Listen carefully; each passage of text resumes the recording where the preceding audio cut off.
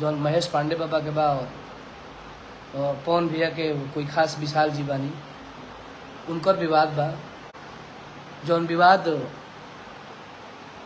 के देख के बहुत ही मन दुखित बड़ुए और साथे साथ ऐसे ना होके के चाहिए। जे भी हरकत ऐसा कैले बा गलत बात बड़ुए और ऐसा लोग के आप सब सपोर्ट मत करी जा।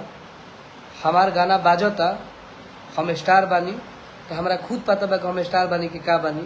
पब्लिक बताई केहू भी स्टार पब्लिक बानी, गर्दन पे छुरी, गर्दन पर पिस्टल रख के किडनैप करके कहवावल और 10 आदमी के बीच में अच्छा नहीं खे।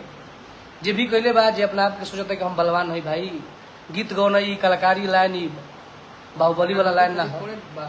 हाँ, तो आप सबसे आग्रह बा कि वो महेश पांडे बाबा का आप सब सपोर्ट दीजा। और महेश बाबा कुछ ही देर पहले एगो पोस्ट डालने बानी कि हम अपने आप को सुसाइड करने जा रहे हैं, तो ऐसा मत करिए, हिम्मत रखिए, हिम्मत से काम लीजिए, क्योंकि आपके साथ पूरा भोजपुरी कलाकार है।